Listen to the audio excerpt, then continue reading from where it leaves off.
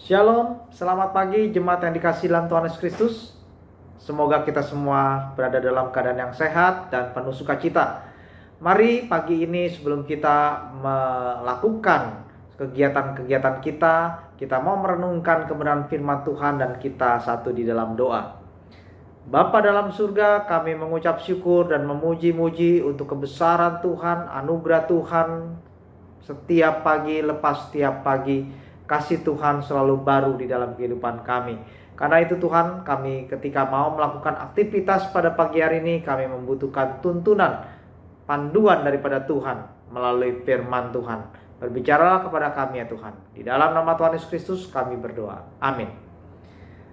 Renungan pagi hari ini terambil dari Kisah Rasul 15 ayat 37 sampai 41. Saya akan bacakan buat kita sekalian. Kisah Rasul 15 ayat 37 sampai 41. Barnabas ingin membawa juga Yohanes yang disebut Markus. Tetapi Paulus dengan tegas berkata bahwa tidak baik membawa serta orang yang telah meninggalkan mereka di Pamfilia dan tidak mau turut bekerja bersama-sama dengan mereka. Hal itu menimbulkan perselisihan yang tajam sehingga mereka berpisah. Dan Barnabas membawa Markus juga sertanya berlayar ke Siprus, tetapi Paulus memilih Silas. Dan sesudah diserahkan oleh saudara-saudara itu pada kasih karunia Tuhan, berangkatlah ia mengelilingi Syria dan Kilikia sambil meneguhkan jemaat-jemaat di situ. Bapak Ibu Saudara jemaat yang terkasih Tuhan, perbedaan pendapat di dalam pelayanan adalah hal yang sangat mungkin terjadi dan kita alami. Terkadang karena para pelayan Tuhan ingin memberikan yang terbaik, namun dengan cara yang menurut pribadinya paling efektif, akhirnya dapat menimbulkan perbedaan-perbedaan. Namun tentu yang perlu dijaga adalah jangan sampai perbedaan itu menimbulkan perpecahan. Dalam sejarah gereja mula-mula yang tercatat tadi kita baca, sempat terjadi perbedaan prinsip antara Barnabas dan Paulus. Waktu itu Barnabas dan Paulus ingin mengunjungi kembali jemaat-jemaat yang telah mereka layani atau telah mereka rintis. Tetapi timbul perdebatan mengenai membawa seorang bernama Yohanes Markus. Markus ini di dalam perjalanan sebelumnya, dan itu diceritakan dalam Kisah Rasul 13 ayat 13, pernah meninggalkan mereka. Bagi Paulus hal ini sangat mengganggu pelayanan mereka. Dan Paulus melihat hal ini sebagai rendahnya komitmen untuk bekerja sama. Sedangkan bagi Barnabas mengambil pendekatan untuk merangkul dan memberi kesempatan untuk Markus bisa kembali. Dan selain itu Markus juga adalah keponakan dari Barnabas. Kita bisa melihat dari Kolose 4 ayat 10. Perbedaan antara Barnabas dan Paulus itu cukup tajam, sampai akhirnya membuat Barnabas dan Paulus memilih langkah masing-masing. Peristiwa ini memang cukup disayangkan. Walaupun pada akhirnya dengan anugerah Tuhan di kemudian hari mereka dapat kembali melayani bersama. Apa yang menjadi pelajaran bagi kita dari peristiwa ini? Yang pertama saya ingin sampaikan atau saya mau nyatakan bahwa pekerjaan Tuhan tidak boleh dikorbankan karena ego dan pendirian dari seseorang. Sekalipun ada perbedaan, sebagai pelayan Tuhan kita tidak boleh menjadi kemudian ngambek ataupun mengorbankan pekerjaan Tuhan.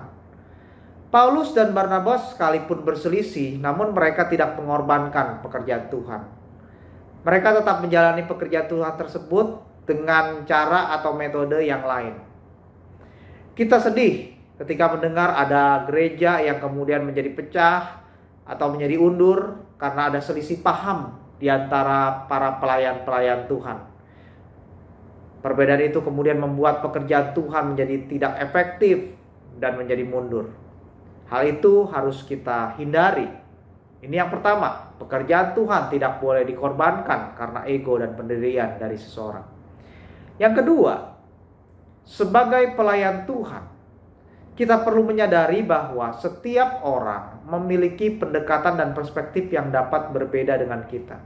Karena itu, diperlukan komunikasi yang baik dan kesediaan untuk mencari solusi. Di kemudian hari, Paulus tentu belajar dari pengalaman-pengalaman tersebut sehingga terlihat dalam beberapa suratnya Dia bisa menasihati para pelayan Tuhan, misalnya Yudia dan Sintike, untuk saling sehati sepikir. Di beberapa surat Paulus menegaskan pentingnya sehati sepikir di antara para pelayan Tuhan. Tentu ini menjadi suatu pembelajaran juga bagi Paulus, yang kemudian di kemudian hari dia bisa mengingatkan dan menasihati para pelayan Tuhan. Komunikasi yang baik tentunya bisa dilakukan dengan saling mendengar, berusaha memahami terlebih dahulu. Kemudian kita juga bisa menyatakan pendapat dengan cara yang lemah lembut, dengan cara yang baik. Selain itu diperlukan juga saling pengenalan yang baik, sehingga menghindari prasangka-prasangka atau tuduhan yang tidak baik. Ini yang perlu dikerjakan oleh para pelayan Tuhan. Karena ketika kita tidak saling mengenal, ketika kita tidak berusaha mendengar, ketika tidak menyampaikan satu pendapat dengan cara yang baik, maka sangat rentan terjadi perselisihan. Kiranya pelajaran ini menjadikan kita sebagai para pelayan Tuhan bisa saling bersinergi dalam membangun pekerjaan Tuhan bersama, khususnya di gereja kita, Gereja Kristus Ketapang. Mari kita melayani Tuhan dengan lebih baik untuk kemuliaan nama Tuhan. Mari kita berdoa.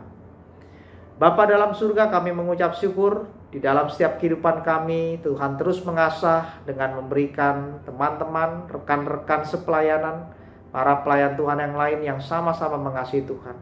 Karena itu berikan kami hikmat ketika kami bekerja sama, ketika kami melayani bersama, supaya pekerjaan Tuhan tetap dimajukan oleh kami semua, supaya kemuliaan Tuhan boleh dinyatakan melalui para pelayan-pelayan. Terima kasih. Di dalam nama Tuhan Yesus Kristus kami berdoa. Amin.